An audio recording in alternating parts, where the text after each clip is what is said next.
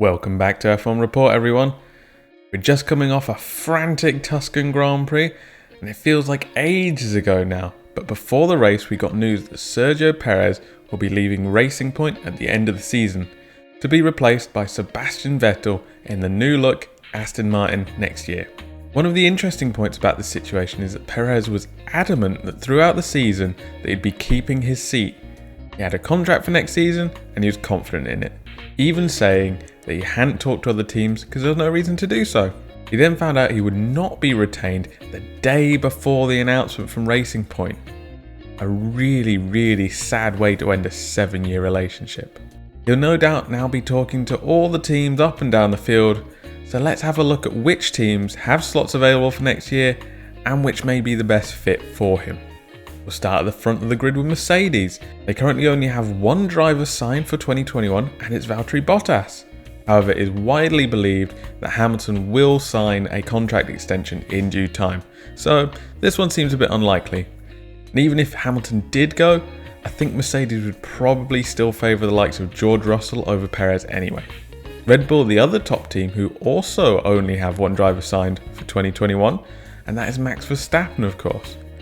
However, much like Mercedes, Red Bull have plenty of options themselves. They currently have Alex Albon in the seat, who just scored his first podium, and Pierre Gasly, who is now a race winner and is having a fine season as well. I also don't remember the last time Red Bull brought in a driver who wasn't part of their academy. I think that was a long time ago now. The situation with AlphaTauri, I'm sure, is very much the same as Red Bull.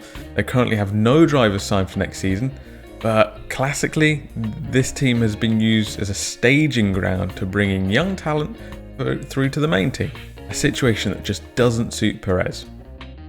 If AlphaTauri do want to break free of those shackles though, however unlikely, it would be a big statement to sign Perez, and they could do a lot worse with him leading their team.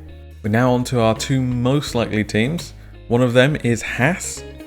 They currently don't have any drivers signed for 2021, and both current drivers are doing poorly this season and in a slow car.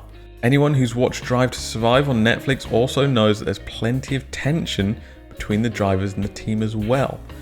So they could possibly do with someone as professional, calm, and more importantly, as fast as Perez.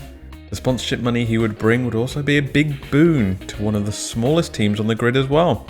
So it sounds like a good fit from Haas's side, but what about Perez?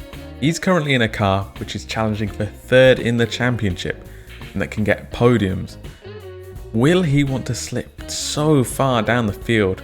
Haas have qualified dead last in 2 of the last 3 races after all.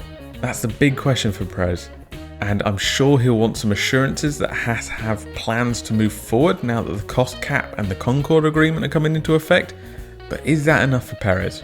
The other team that could be a likely move is Alfa Romeo. They also currently have 2 seats free right now, but it's widely understood that Ferrari has control of one of those seats due to agreements they have in place. This is currently filled by Giovinazzi, but Ferrari have plenty of young talent coming through in F2 right now, so I think that's out of the question. That leaves the seat currently filled by Kimi Räikkönen, who's done a really decent job in what has been a typically slow car this year. So maybe they don't need Perez like Haas do? The question of Perez falling back to the back of the field again needs to be asked here as well, but to me it still feels like a positive fit, and it would be nice to see Perez return to a team who, in a different guise, he stepped up to the podium with. The other teams I've not mentioned, Ferrari, McLaren, Alpine and Williams, all have 2 drivers signed already for 2021.